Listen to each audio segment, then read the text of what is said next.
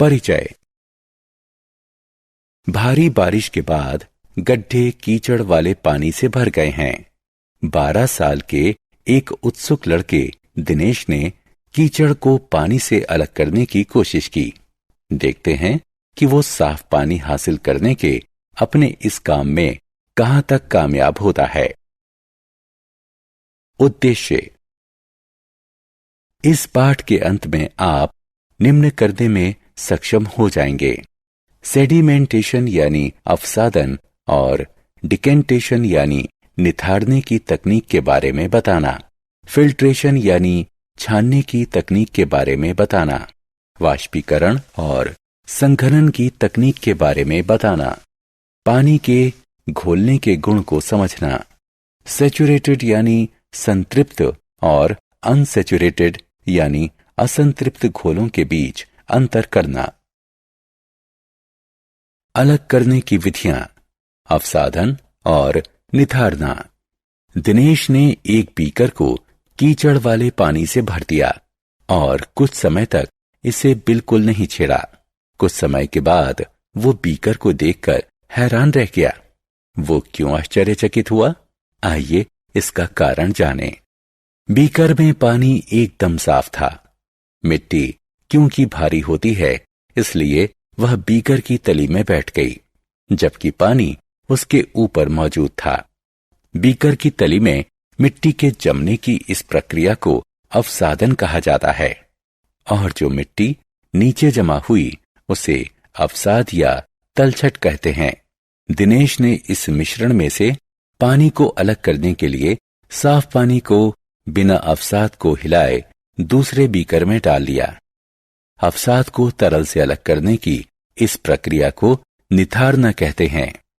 इसी तरह अलग करने की कुछ अन्य विधियां भी होती हैं। आइए इस पाठ में उनके बारे में पता लगाएं। अलग करने के तरीके। छानना। बच्चों, चाय बनाने के बाद हम इस मिश्रण को एक छलनी में डालते हैं। चाय छलनी के छेदों से गुजर जाती है और चाय की पत्तियां छलनी में रह जाती हैं। अलग करने की इस प्रक्रिया को फिल्ट्रेशन या छानना कहते हैं। लेकिन छानने की यह प्रक्रिया किसी तरल में घुल चुकी ठोस चीजों को अलग नहीं कर सकती। कभी कभी किसी ठोस चीज के महीन कण उस छलनी से भी पार निकल जाते हैं, जिसका इस्तेमाल छानने के लिए किया जाता है। ऐसी स्थिति में फिल्टर पेपर का प्रयोग किया जाता है। फिल्टर पेपर एक ऐसा खास तरह का कागज होता है जिसमें छोटे छोटे लाखों छिद्र होते हैं। तरल तो इन छिद्रों में से निकल जाता है, लेकिन ठोस कण फिल्टर पेपर पर ही रह जाते हैं। फिल्टर पेपर में से जो तरल गुजर जाता है उसे फिल्ट्रेट या छना हुआ तरल कहते हैं। जो ठोस कण फिल्टर पेपर पर ही बचे रह जाते हैं उन्हें रेजिड्यू या अवशेष कहते हैं। ऐसे मिश्रणों को अलग करना जिनमें 2 से ज्यादा चीजें हों। आइए अब एक प्रयोग करते हैं। अगर आपको पानी, रेत और नमक वाला मिश्रण दिया जाए तो आप इन तीनों चीजों को अलग अलग कैसे करेंगे? आप रेत को अलग करने के लिए इस मिश्रण को कुछ देर के लिए बिल्कुल नहीं छेड़ेंगे। रेत क्योंकि भारी होता है और पानी में घुलता नहीं है, इसलिए वह बर्तन की तली में बैठ जाता है। फिर इस मिश्रण को रेत अलग करने के लिए निथारा जाता है। नमक क्योंकि घुलनशील होता है, इसलिए वह पानी में पूरी तरह घुल जाता है। ऐसा वाष्पीकरण और संघनन के जरिए किया जाता है। आइए देखें कि इन 2 शब्दों से हमारा क्या तात्पर्य है।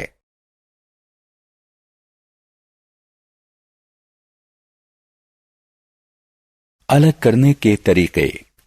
वाष्पीकरण और संघनन। जिस प्रक्रिया में पानी को गर्म करके भाप कणों में बदला जाता है उसे वाष्पीकरण कहते हैं। जिस प्रक्रिया में भाप के कणों को पानी में बदला जाता है उसे संघनन कहते हैं। जब हमें पानी में घुले हुए नमक के मिश्रण को अलग अलग करना होता है तो हम इस घोल को एक केतली में डालकर उसे ढक्कन से ढक देते हैं। पानी गर्म होकर कणों में बदल जाता है जो केतली के मुंह से निकलने लगते हैं। इस पानी को तब तक गर्म करते रहिए जब तक सारा पानी कणों में परिवर्तित नहीं हो जाता। अब केतली में सिर्फ नमक ही बचा रहेगा। तो इस प्रकार इस प्रक्रिया के जरिए पानी में घुले हुए नमक को पानी से अलग किया जा सकता है। पानी को ऊष्मा के जरिए कणों में बदलने की इस प्रक्रिया को वाष्पीकरण कहते हैं। पानी प्राप्त करने के लिए नमकीन पानी को गर्म करने के दौरान बर्फ वाली एक तश्तरी को केतली के मुंह के ठीक ऊपर पकड़िए। जब केतली के मुंह से निकलने वाली भाप बर्फ वाली प्लेट के संपर्क में आती है तो ये घनीभूत हो जाती है और इससे पानी बन जाता है। इस प्रक्रिया से हमें पानी वापस मिल जाता है। जल कणों को पानी में बदलने की इस प्रक्रिया को कंडेंसेशन यानी संघनन कहते हैं।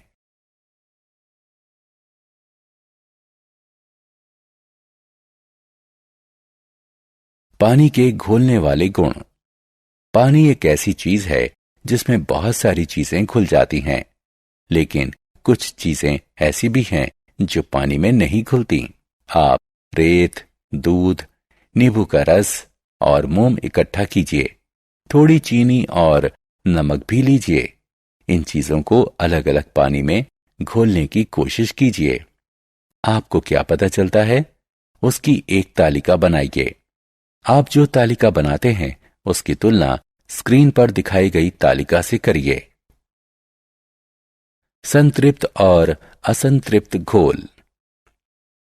चलिए अब एक और प्रयोग करते हैं। एक बीकर लीजिए और उसमें थोड़ा सा नमक घोलिए।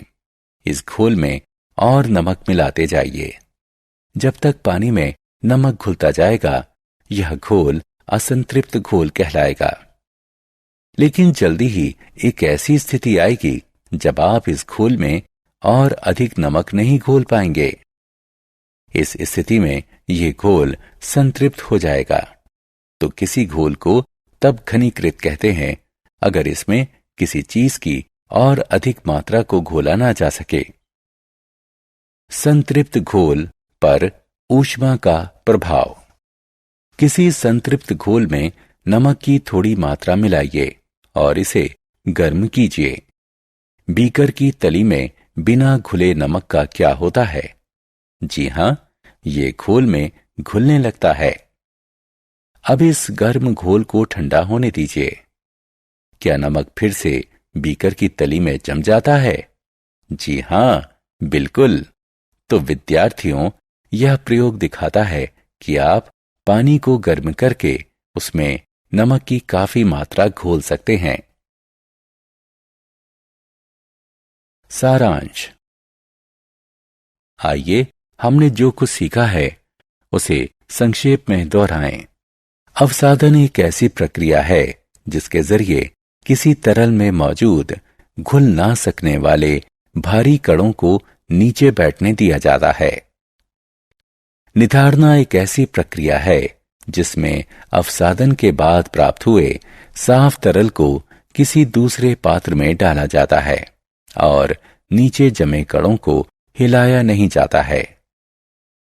छानना एक ऐसी प्रक्रिया है जिसमें किसी मिश्रण के एक अघुलनशील ठोस पदार्थ को इसके तरल तत्व से एक फिल्टर के जरिए गुजारकर अलग किया जाता है। पानी को गर्म करके उसे भाप कणों में बदलने की प्रक्रिया को वाष्पीकरण कहते हैं।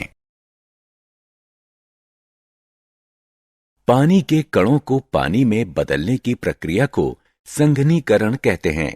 जिस घोल में किसी चीज की ज्यादा मात्रा को घोला जा सकता हो उसे असंतृप्त घोल कहा जाता है, जबकि जिस घोल में ऐसा नहीं किया जा सकता उसे संतृप्त कहा जाता है।